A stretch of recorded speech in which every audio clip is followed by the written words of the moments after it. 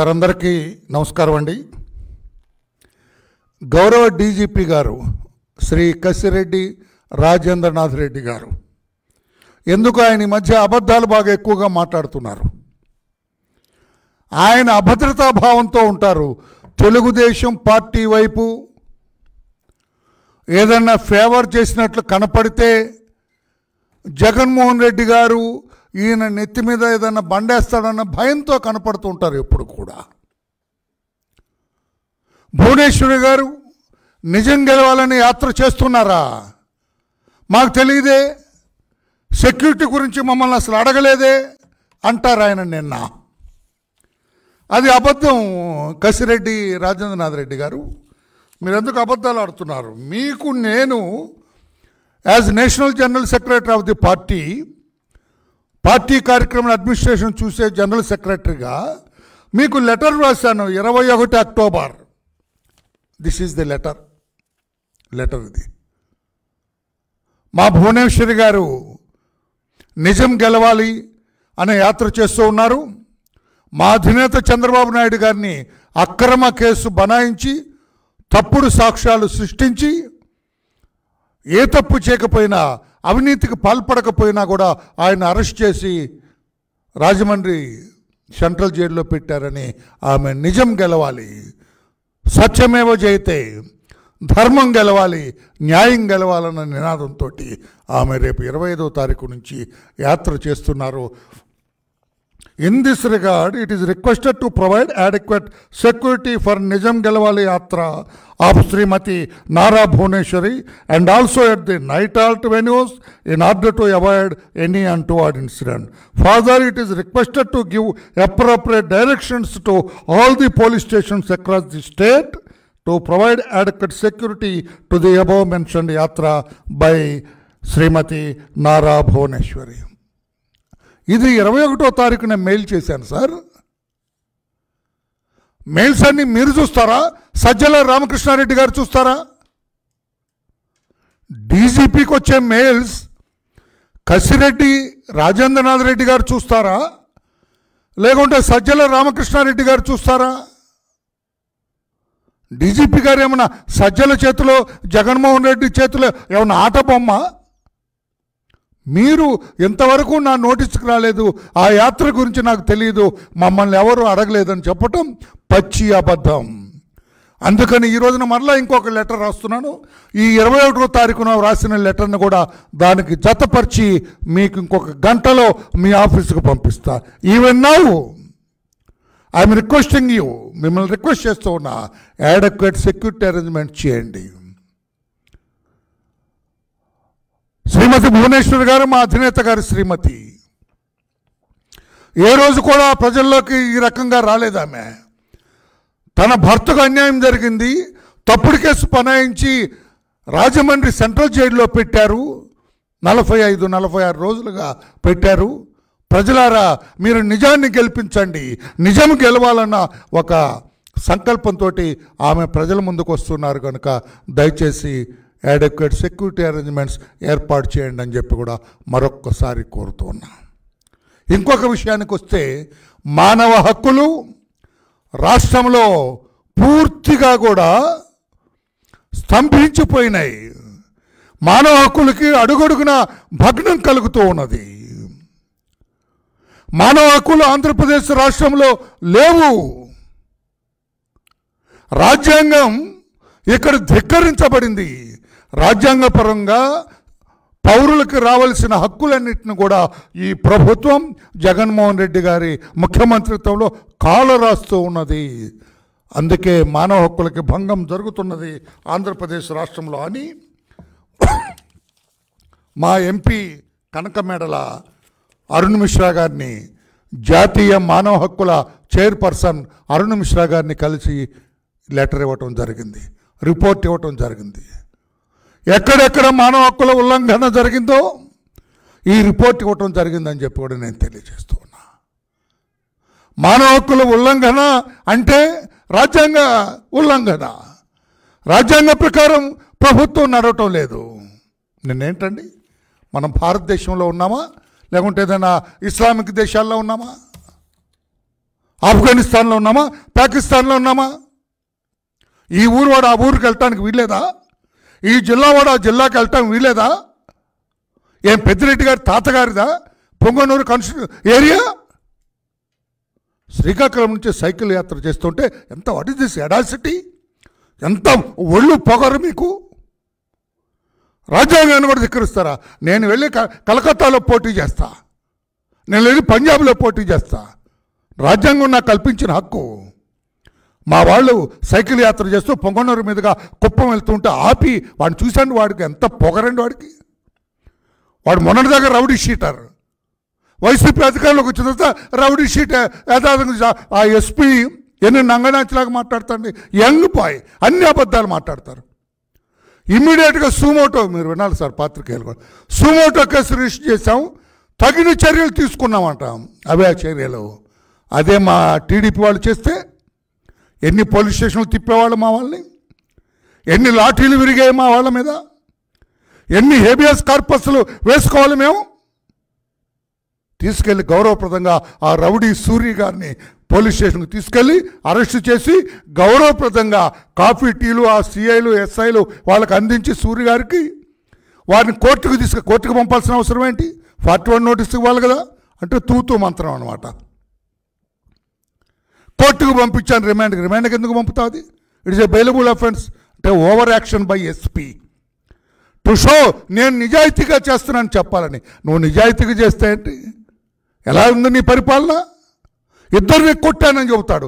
TDP వాళ్ళని కొడతా, YCP వాళ్ళని కొడతా తప్పు చేస్తే. కానీ కొట్టడంలో తేడా ఉంది. ఆ రిశాంత్ రెడ్డి ఎస్పీ కొట్టడంలో, టీడీపీ వాళ్ళనేమో తలుపు చెక్కతో కొడతాడు, పగల కొడతాడు టీడీపీ వాళ్ళంతా. వైసీపీ వాళ్ళని తన సొంత మనుషులు, వైసీపీ అంటే ఆయన సొంత మనుషుల్ని తమలపాకుతో కొడతాడు. నేను సూర్యుని కొట్టినట్టు. ఎవరికి తెలియదయా మీ డ్రామా? ఎవరికి తెలియదు మీ డ్రామా? ఇంత చిన్న వయసులోనే ఎంత నటన చూపిస్తున్నారు ఎస్పీ గారు. చిన్న వయసు 1 or 2 years అతను ఎస్పీ కూడా 1 year కూడా అవలా. ఎంత డ్రామా ఆడుతున్నాడు.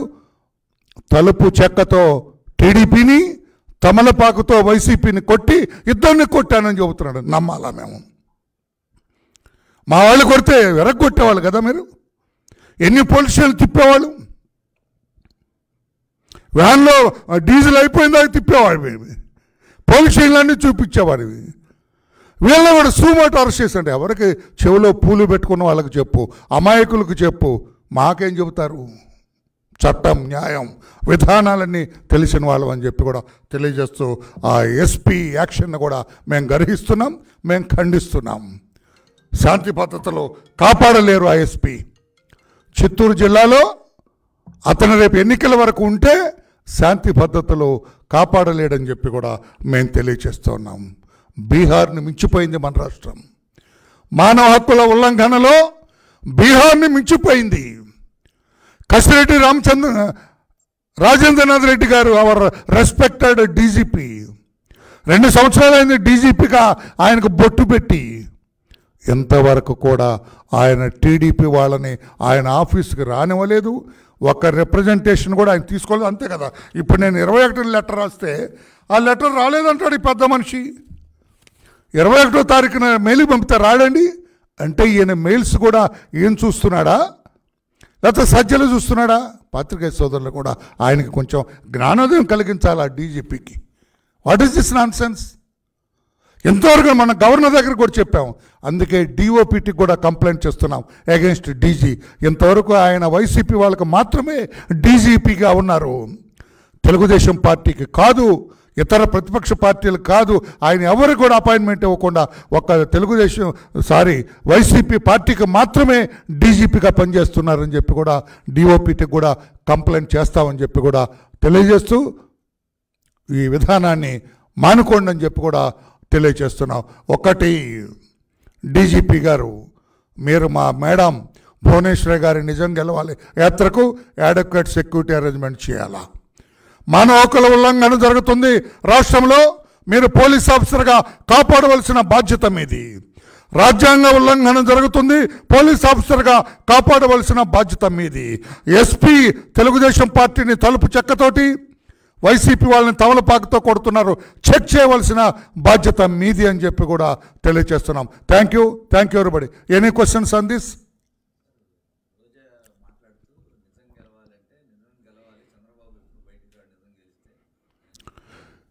శ్రీమతి Roja respected minister of the state.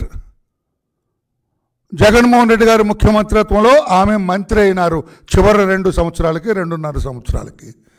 మంత్రి అయిన దగ్గర నుంచి కూడా అనకూడదు, కానీ ఆమె ప్రవర్తన చాలా వెకిలిగా ఉంటుంది, వెకిలిగా. ఇక అంతకంటే నేను లోతుగా మాట్లాడను, నా గురించి తెలియదు కదా. సభ్యత సంస్కారాలతో కూడిన మాట మాత్రమే మాట్లాడతాను నేను.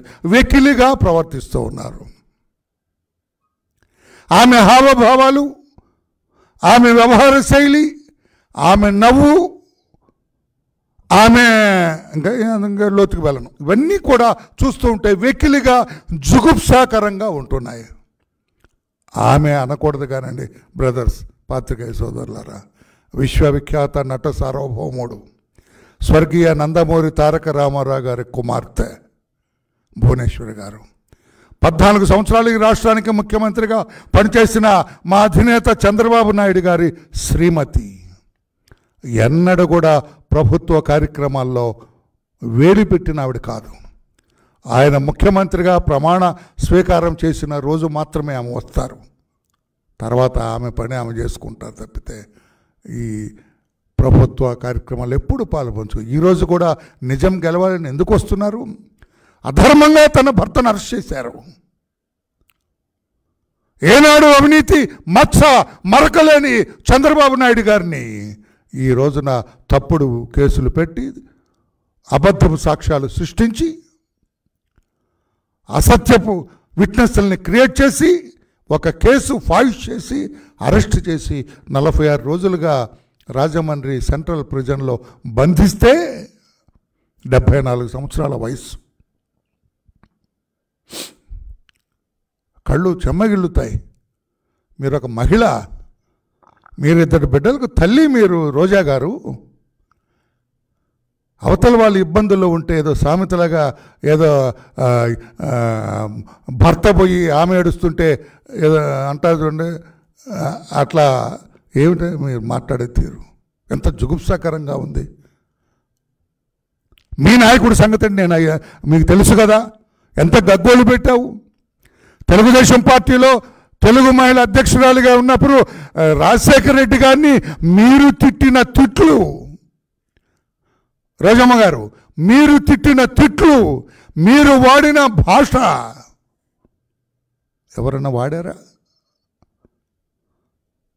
ఒక మహిళగా మీరు మగవాడైన రాజశేఖర రెడ్డి గారిని అనరాని మాటలు అన్నారు. ఎందుకో జగన్మోహన్ రెడ్డి గారు మిమ్మల్ని దగ్గరకు తీశారు, అది వేరే సంగతి. నేను I don't go much in to that. కానీ ఈ రోజున మా అధినేత శ్రీమతి భువనేశ్వర్ గారి గురించి అలా మాట్లాడటం సరికాదు. నిజం గెలిస్తే శాశ్వతంగా జీవితాంతం మీ నాయకుడు జైల్లో ఉంటాడు. Do you know? మీకు తెలుసు కదా, 11 కేసులు, ఛార్జ్ షీట్లు, all 420 cases, 409 cases, anti corruption cases, conspiracy. సరైన ఇల్లు కూడా లేని ఆ వ్యక్తి తన తండ్రి ముఖ్యమంత్రిత్వాన్ని అడ్డు పెట్టుకొని ఏ రకంగా 1,00,000 కోట్లు దండుకున్నది సిబిఐ చెప్పిందమ్మా. అది వర్లరామయ్య, చంద్రబాబు నాయుడు గారు, మా యువ నాయకుడు లోకేష్ గారు చెప్పింది కాదు. CBI, the highest investigating agency in the country, వాళ్ళు చెప్పారు. ఇతను ఎక్కువోదుడు 43,000 కోట్ల రూపాయలు కొట్టేశాడైనా అని 16 నెలలు చెంచల్గూడ జైల్లో కాపురం చేశాడు మీ నాయకుడు. అంత నల్ల మచ్చ మీ దగ్గర పెట్టుకొని భువనేశ్వర్ గారి గురించి అలా మాట్లాడటం తప్పు. ఇప్పటికైనా మీరు వెళ్ళండి. ఇప్పటికైనా ప్రజలు మీ కాన్స్టిట్యుయెన్సీలోనే మిమ్మల్ని ఈసడించుకుంటున్నారు. మీ దృష్టికి వచ్చిందో లేదో. ఆ రోజున చంద్రబాబు నాయుడు గారిని అరెస్టు చేసిన రోజున మీరు ప్రవర్తించిన తీరు, వెకిలిగా వ్యవహరించిన తీరు, దారుణమైన నోట్లో కూడా స్వీట్లు కుక్కిన తీరు, మీరు స్వీట్ పెట్టేది మహిళ, పురుషుడా, బాలుడా, వృద్ధుడా అనే కూడా తెలియకుండా ఎగిరెగిరి వాళ్ళలో కుక్కిన తీరు చాలా జుగుప్సాకరంగా ఉంది. ఒక్కసారి ఆ వీడియో క్లిప్పింగ్స్ అన్ని కూడా తెప్పించుకొని చూడండి. మీ భర్త గారికి కూడా చూపించండి, ఆయనన్నా మిమ్మల్ని మందలిస్తారేమో. మీ భర్త గారికి చూపిస్తే ఆయనన్నా మందలిస్తాడేమో. చూద్దాం, వాట్ ఈస్ దిస్, నా భార్య కానీ ఇలా చేస్తే నేను ఒప్పుకోను అని అంటారేమో. పాపం ప్రయత్నం చేస్తారేమో. చూద్దాం. ఆయన ఒకసారి ఆ వీడియోలన్నీ చూపించండి అని చెప్పి కూడా తెలియజేస్తూ గర్హిస్తున్నా. మీరు you have no right, you have no ethical right to say anything against Shrimati Bhuvaneshwari గారు. ఎథికల్ రైట్ లేదమ్మా మీకు, నైతిక హక్కు లేదు మీకు. ఇక అంతకంటే ఎక్కువ చెప్పను. Thank you. Any other question? Thank you.